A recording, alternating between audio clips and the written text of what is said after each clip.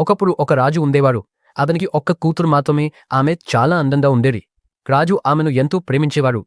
తన కూతుర్ని పేదవాడికైనా, ధనవంతుడికైనా, భిక్షగాడికైనా, రాజకుమారుడికైనా పెళ్లి చేయడానికి సిద్ధంగా ఉన్నారు. కాని రాజు ఒక షరతు పెట్టాడు. తన సభను ఒక పెద్ద చెమ్మాన్ని వేలాడదీశాడు.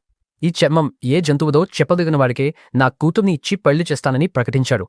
ముందుగా 40 ఏళ్ల వయసున్న ఒక యువరాజు సభకు వచ్చాడు.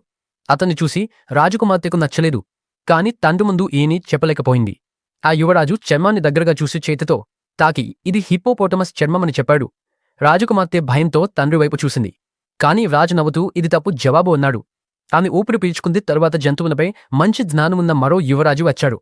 అతడు చర్మాన్ని బాగా పరిశీలించి ఇది అడవి పంది చర్మమని చెప్పాడు. రాజు అతనికి తప్పు అన్నాడు.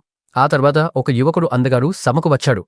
అతని చూసి రాజకుమార్తె ఎంతో సంతోషించిన అన్న ఇతనితోనే నాకు పెళ్లి కావాలని అబద్ధం చెప్పండి అంది. కాని రాజు తన నియమాలు ఉల్లంఘించలేనని చెప్పాడు. ఆ యువకుడు ఇది పెద్ద రాక్షసుడి చర్మనే ఉండొచ్చని చెప్పగా రాజు మళ్లీ తప్పే అన్నాడు. దీంతో రాజకుమార్తె బాధపడింది. కొంతసేపటికి పొడవుగా భయంకరంగా కనిపించే మాంసాహారి రాక్షసుడు సభకు వచ్చాడు. అందరూ భయపడ్డారు. సైనికుడు పట్టుకోవాలనగా రాజు ఆపాడు. సరైన సమాధానం చెప్పేవాడెవరికైనా అవకాశం ఉందన్నాడు. రాక్షసుడి చర్మాన్ని వాసన చూసి వెంటనే ఇది ఫ్లీ అనే జంతువు చర్మమని చెప్పాడు.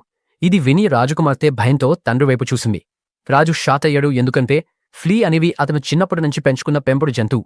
అది ఒకరోజు అనారోగ్యంతో చనిపోవడంతో దాని చర్మాన్ని భద్రంగా దాచుకున్నాడు. ఇప్పుడు అదే చర్మం సభలో వేలాడుతోంది. రాక్షసుడి జవాబు పూర్తిగా సరైనదిగా తేలడంతో రాజు తన మాట నిలబెట్టుకోవాల్సి వచ్చింది.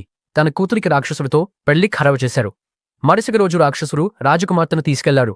ఆమె భయపడినా భర్త కావడంతో ఏమీ చేయలేకపోయింది. అతని ఇల్లు ఘనమైన అడవిలో ఉంది. దారి చాలా పొడవుగా కష్టం ప్రయాణంలో అలసిపోయి ఆమె కూలిపోయింది. రాక్షసుడు ఆమెను భుజాలపై కూర్చోబెట్టి కొండ శిఖంపై ఉన్న తమ నివాసానికి తీసుకెళ్లాడు.